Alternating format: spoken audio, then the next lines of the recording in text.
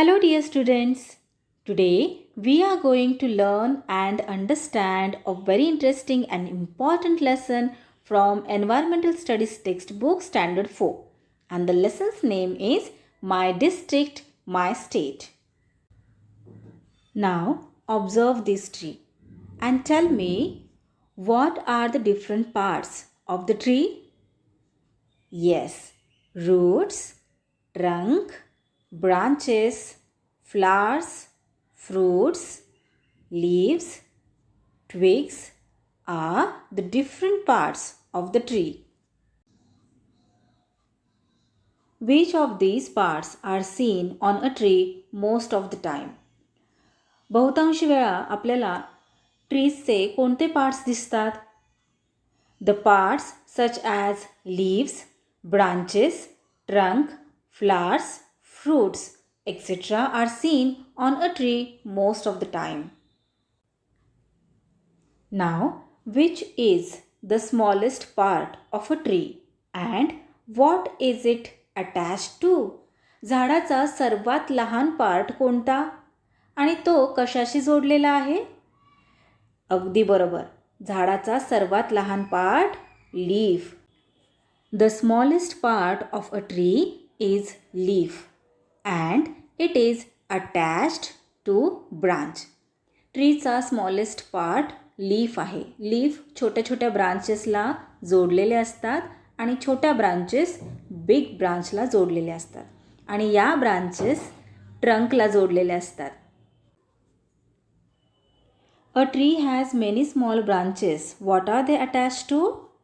A tree has many small branches and they are attached to the big branches. How many big branches does the trunk of the tree have?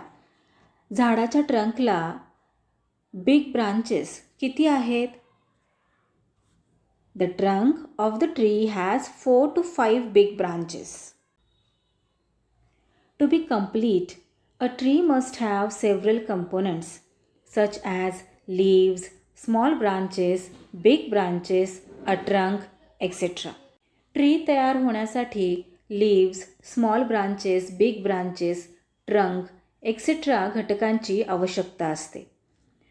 In the same way, our state too is made up of many settlements, villages, towns, talukas and districts. त्याच प्रकारे आपले स्टेटसुद्धा वेगवेगळ्या लहान settlements म्हणजेच वस्त्या, villages, towns, talukas आणि डिस्ट्रिक्ट्सने मिळून बनलेले आहे. Now do you know? Man began to farm the land. His fields were near water.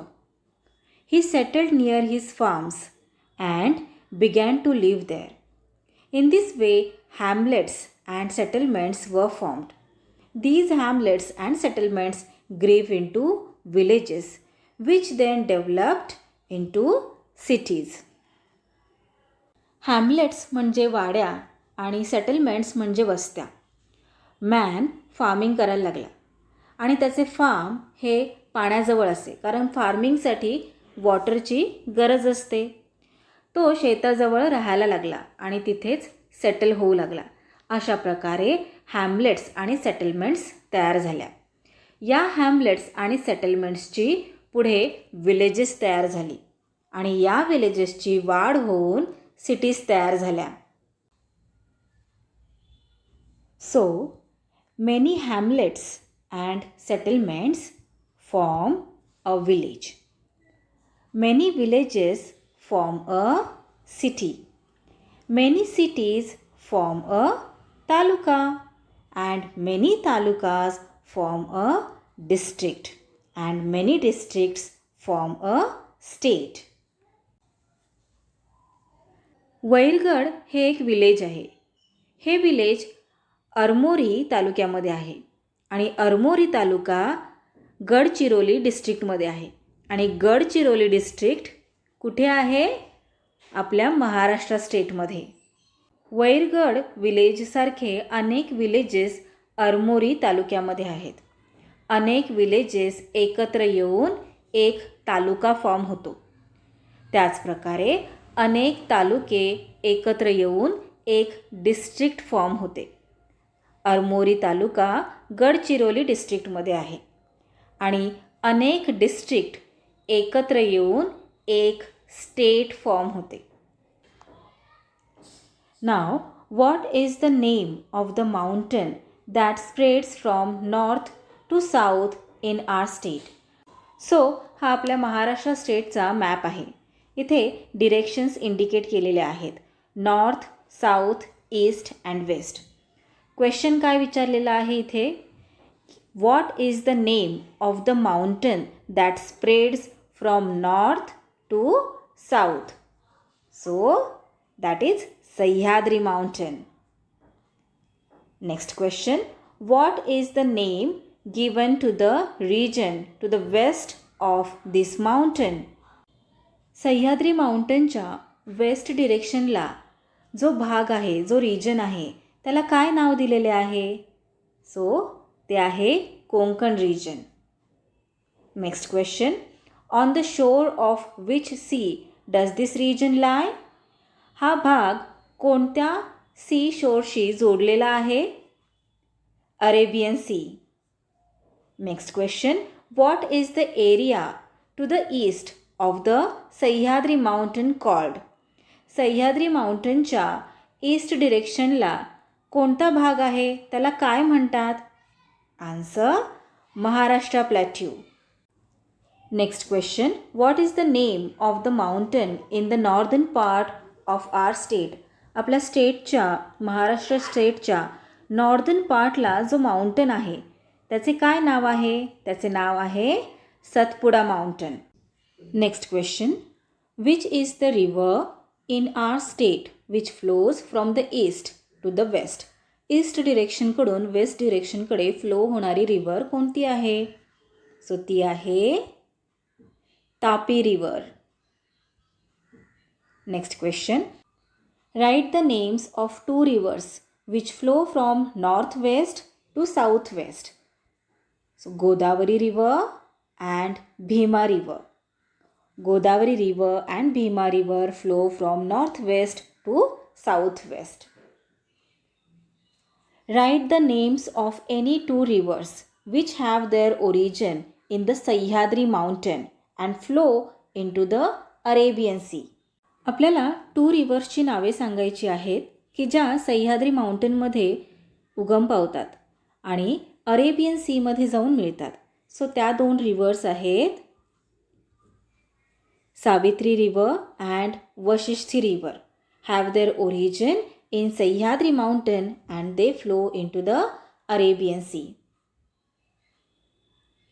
Find the ranges which originate in the Sahyadri mountain and spread to the east. Write their names. Sahyadri माउंटनमधून निघालेल्या व east डिरेक्शनकडे पसरलेल्या ranges म्हणजेच डोंगर रांगा find out करायच्या आहेत. So त्या आहेत Harishchandra, Balaghat range and Mahadev range. Next question, write the names of any 3 dams shown on the map. Jayakwadi dam, Yeldari dam, Ujani dam, Bhandardara dam. Which rivers are these dams build on? हे dams कोणत्या रिव्हरवर बांधले गेलेले आहेत ते सांगायचे आहे. So Jayakwadi dam is build on the Godavari river. Yeldari dam is build on the Purna river. Bhandardara dam is build on the Pravara river. Ujani dam is build on the Bhima river. Name the important ghats on the Sahyadri mountain. Borghat, Tamhini Ghat, Varandha Ghat, Kumbharli Ghat, Amba Ghat, Phonda Ghat, Amboli Ghat, etc. Now, do you know Mumbai is the capital of Maharashtra state and Nagpur is the second capital. According to its physical features, Maharashtra is divided into 3 regions: the coastal region, the mountainous region and the plateau region. Coastal region म्हणजेच किनारपट्टीचा भाग. समुद्राच्या किनारपट्टीच्या भागाला coastal region असे म्हणतात. The mountainous region म्हणजे पर्वतीय भाग. प्लॅट्यू रिजन म्हणजेच पठारी भाग. The Godavari river is the longest river in Maharashtra. The Satpuda mountain is in the northern part of Maharashtra. The highest peak in Satpuda mountain is Astambha. महाराष्ट्राच्या नॉर्दर्न पार्टमध्ये सतपुडा माउंटन आहेत आणि सतपुडा माउंटनमध्ये हायेस्ट पीक म्हणजे शिखर, सतपुडा माउंटनमध्ये हायेस्ट पीक आहे Astambha. The Sahyadri mountains are also called the western ghats. Kalsubai in this mountain is the highest peak in Maharashtra. Sahyadri पर्वतास पश्चिम घाट असेही म्हणतात. या माउंटन्समध्ये कळसुबाई हे महाराष्ट्रातील सर्वात हायेस्ट पीक आहे, म्हणजे सगळ्यात उंच शिखर आहे. The Arabian sea is to the west of the state. स्टेटच्या वेस्ट डिरेक्शनला अरेबियन सी आहे. Now can you tell regions of high, moderate and low rainfall are shown on the map given here. इथे या मॅपमध्ये हाय, moderate म्हणजेच मध्यम व low rainfall होणारे भाग दाखवले आहेत. Rainfall has an effect on agriculture. पावसाचा शेतीवर परिणाम होत असतो. A table is given on the next page. It shows the crops grown in regions of high, moderate and low rainfall. Carry out the following activity based on the map and the table. High, moderate and low rainfall होणाऱ्या प्रदेशातील क्रॉप्सचा map पुढे दिलेला आहे आणि ॲक्टिव्हिटीसुद्धा करायला सांगितली आहे. So let's do the activity. या मॅपमध्ये कलरनुसार रेनफॉल इंडिकेट केलेला आहे. इंडेक्समध्ये दिलेले आहे की हाय रेनफॉल, हेवी रेनफॉल होणारा डार्क ब्लू कलर आहे. सो हा जो पार्ट आहे डार्क ब्लू, तिथे हेवी रेनफॉल होतो, हाय रेनफॉल. या पार्टमध्ये मॉडरेट रेनफॉल, तर या पार्टमध्ये लो रेनफॉल होत असतो. तर आपण पाहूयात की कोणत्या भागामध्ये हाय रेनफॉल होतो. So high rainfall regions Raigad, Ratnagiri, Sindhudurg, Gadchiroli, Gondia etcetera. Moderate means medium rainfall regions Parbhani, Latur, Akola, Yavatmal, Jalna etcetera. Low rainfall regions Solapur, Dhule, Ahmednagar, Pune, Satara. High rainfall होणाऱ्या प्रदेशामध्ये राईसचे क्रॉप जास्त घेतले जाते. मॉडरेट रेनफॉल होणाऱ्या प्रदेशामध्ये ज्वार, तूर, सोयाबीन यांचे क्रॉप्स घेतले जातात. तर लो रेनफॉल होणाऱ्या रिजन्समध्ये ज्वार, बाजरा, मॉथ बीन्स हे क्रॉप्स घेतले जातात. The production of crops depends on the climate, soil and availability of water. शेतीतील पिकांचे प्रोडक्शन म्हणजेच उत्पादन हे क्लायमेट, सॉईल आणि पाण्याच्या उपलब्धतेवर अवलंबून असते. Different regions of Maharashtra get different amounts of rainfall. महाराष्ट्रात वेगवेगळ्या प्रदेशात कमी जास्त पाऊस पडतो. As a result there is variety in the crops grown. आणि त्यामुळे क्रॉप्सच्या बाबतीत व्हरायटी म्हणजेच विविधता आढळते. Agriculture is the main occupation in Maharashtra. Occupation म्हणजेच व्यवसाय. शेती हा महाराष्ट्राचा प्रमुख व्यवसाय आहे, मेन ऑक्युपेशन आहे. Agriculture in the state depends mostly on rainfall. आपल्या महाराष्ट्र स्टेटमधील बहुतांशी शेती ही पावसाच्या पाण्यावर अवलंबून आहे. This is called rainfed jirayati agriculture. अशा प्रकारच्या शेतीला रेनफेड म्हणजेच जिरायती शेती म्हणतात. In some places water obtain through irrigation is also used. This is called irrigated bagayati agriculture. Irrigation म्हणजेच जलसिंचन. काही ठिकाणी इरिगेशनद्वारे शेतीला पाणी पुरवठा केला जातो अशा प्रकारच्या शेतीला इरिगेटेड किंवा बागायती शेती असे म्हणतात. The agriculture season that falls during the monsoon period is called the kharif season and the one that falls during winter is called the rabi season. Monsoon पिरियडमध्ये केल्या जाणाऱ्या शेतीला खरीफ सीझन असे म्हणतात, तर विंटर पिरियडमध्ये केल्या जाणाऱ्या शेतीला रब्बी सीझन असे म्हणतात. Now study the map and complete the given activity. Underline the names of districts which grow grapes. कोणते डिस्ट्रिक्ट आहेत की जे ग्रेप्स ग्रो करतात?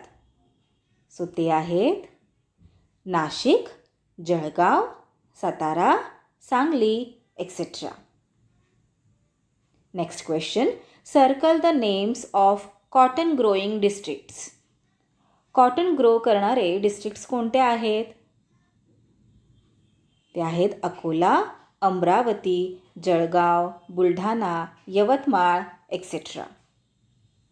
Next question. Circle the symbols of the crops grown in Thane and write their names. Banana, coconut and vegetables crops are grown in Thane. In which districts is coconut an important crop? Write their names in your notebook. कोणत्या डिस्ट्रिक्ट्समध्ये coconut हे important crop आहे? So ते आहेत in the districts of Thane, Raigad, Ratnagiri and Sindhudurg. Coconut is an important crop. Find the districts which grow the orange crop. Color them using a different color. Orange is widely grown in Nagpur, Wardha and Amravati districts. All the crops shown above are based on irrigation. Their distribution is influenced by climate and soil. आत्ता आपण जे crops पाहिले ते सगळे इरिगेशनवर आधारित आहेत. Climate आणि सॉईलनुसार त्यांच्यात विविधता आढळते. ज्या ठिकाणी कोकोनट क्रॉपसाठी योग्य क्लायमेट आणि सॉईल असते तिथे कोकोनट प्लांट जास्त ग्रो होतात, तर जिथे ग्रेप्ससाठी पोषक क्लायमेट आणि सॉईल असते तिथे ग्रेप्स जास्त ग्रो केले जातात. They are also non as commercial or cash crops. Chemical fertilizers and pesticides are used for these crops. Always remember, the use of chemical pesticides and fertilizers to increase the yield of crops has risen. Yield of crops म्हणजेच पिकांचे उत्पादन, Ryzen म्हणजेच वाढणे. पिकांचे उत्पादन अधिक मिळावे, वाढावे म्हणून केमिकल पेस्टिसाइड्सचा वापर वाढला आहे. However, this results in greater soil pollution. परंतु यामुळे सॉईल पोल्युशन वाढते. We should use chemical fertilizers sparingly. Sparingly म्हणजेच संयमाने, कमीत कमी. केमिकल फर्टिलायझर म्हणजे रासायनिक खते. आपण केमिकल फर्टिलायझर्सचा वापर कमीत कमी करायला हवा.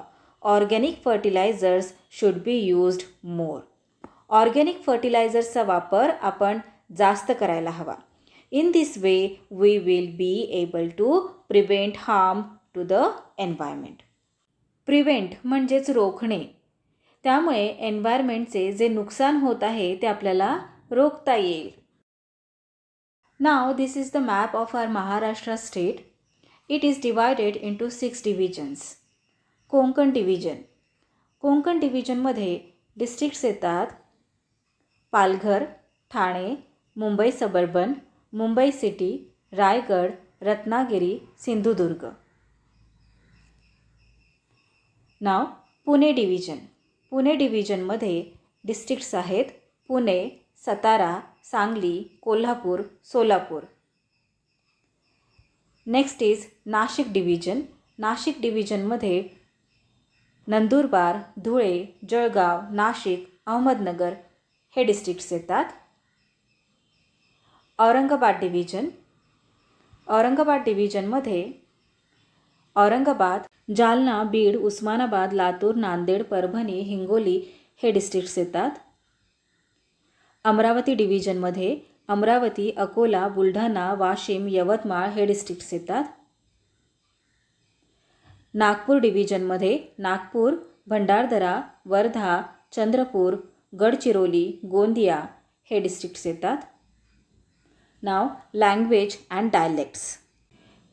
Maharashtra state was formed on 1 May 1960. 1 May 1960ला महाराष्ट्र स्टेटची निर्मिती झाली. States in India have been formed on the basis of language.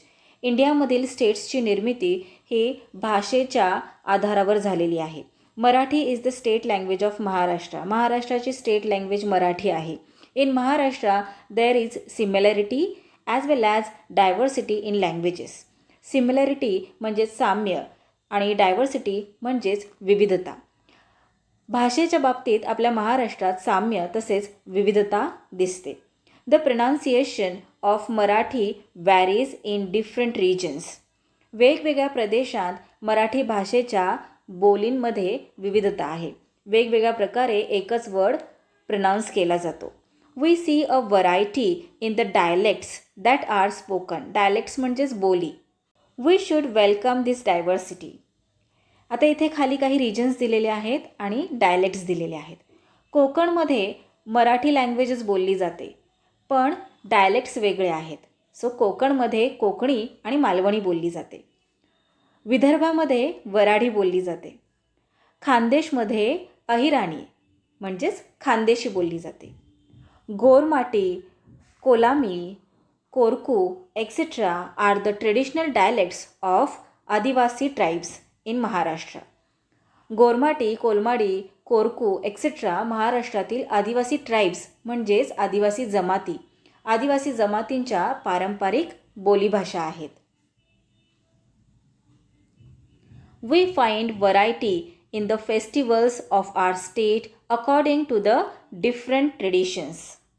आपल्या महाराष्ट्रात परंपरेनुसार सण उत्सवांत विविधता आढळते. Everyone celebrates Diwali, Dussehra, Christmas, Eid etcetera. In the Konkan region, festivals such as Narali Purnima, Holi and the Ganesh festival are mainly celebrated. Diwali, Dussehra, Christmas, Eid इत्यादी सण सर्वजण साजरे करतात. कोकणात नारळी पौर्णिमा, होळी, गणेश उत्सव हे सण प्रामुख्याने साजरे केले जातात. In the plateau region people celebrate festivals such as Dasara, Diwali and Bail Pola on a big scale. Plateau रिजनमध्ये दसरा, दिवाळी, बैलपोळा इत्यादी सण मोठ्या प्रमाणात साजरे केले जातात. We celebrate our national festivals 15 August and 26 January all over the country with great enthusiasm. Enthusiasm म्हणजेच उत्साह. 15 ऑगस्टला आपण इंडिपेंडन्स डे सेलिब्रेट करतो, तर 26 जानेवारीला आपण रिपब्लिक डे सेलिब्रेट करतो. हे दोन्हीही फेस्टिवल्स आपले नॅशनल फेस्टिवल्स आहेत आणि आपण हे फेस्टिवल्स मोठ्या उत्साहाने साजरे करतो.